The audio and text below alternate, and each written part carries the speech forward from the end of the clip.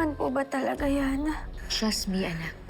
I'm a doctor. Kailangan ko lang talaga may papag-iwanan sa kanya.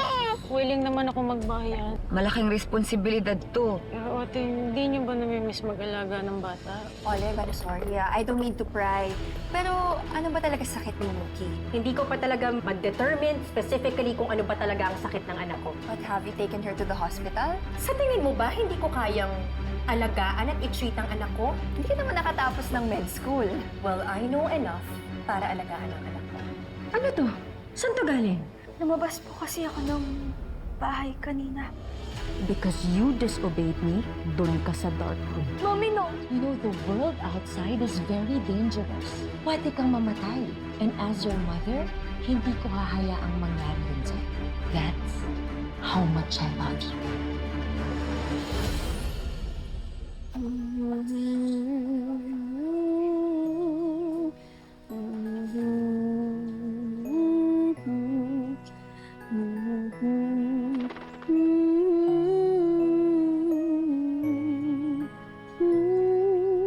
Dahan na giliw, dito ka sa akin.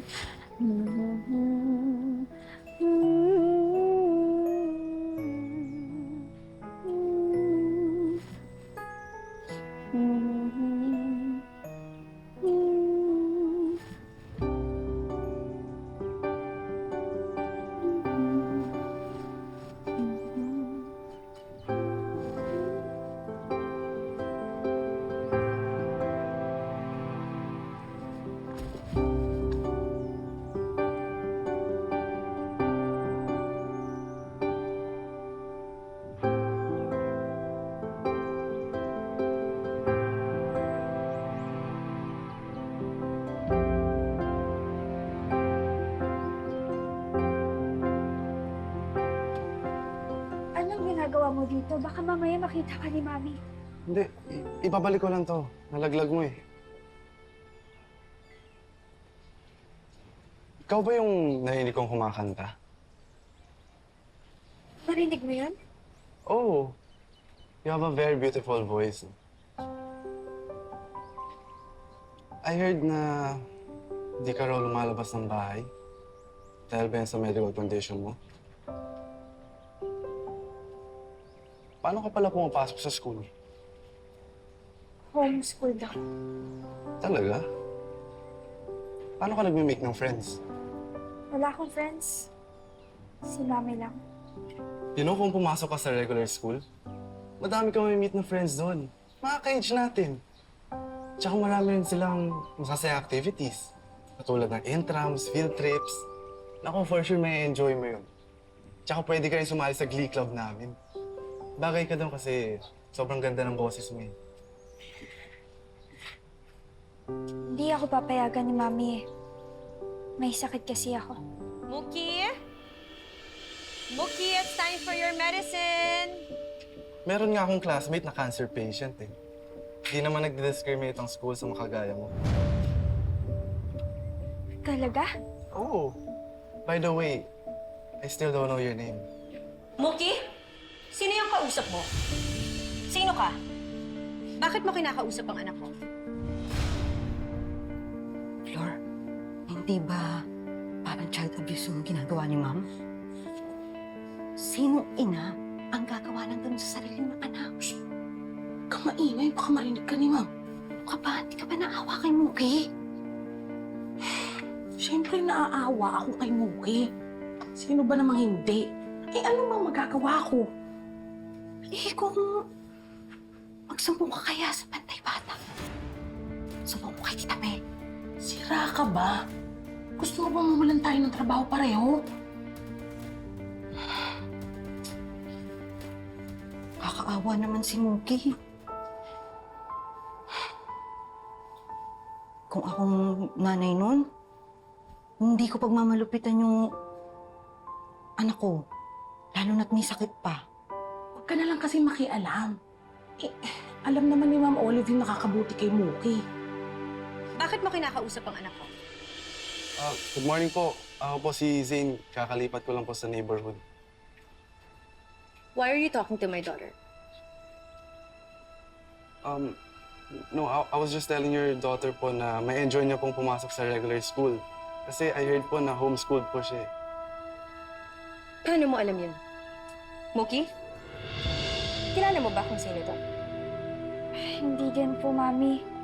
Ngayon ko lang po siya nakita. Kasi po, if pumasok siya sa regular school, pwede siya sumali sa Glee Club namin. Bagay siya doon kasi sobrang ganda po ng boses niya. Are you some kind of a creep? Sino-stalk mo ba yung anak ko? Hindi po. Narinig ko lang po siyang kumanta. Well, anong karapatan mo para i-educate ako kung paano ko pag-aaralin ang anak ko? Umalis ka na dito before I call the police. Leave! Sorry po.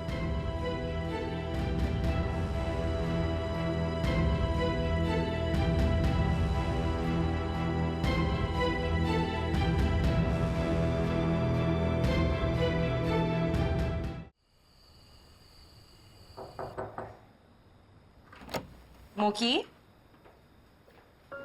Mami, Pupunta lang ako ng office sandali, but I'm gonna be back soon, okay? okay po. Matulog ng maaga. Good night. Good night, Mami. Ingat.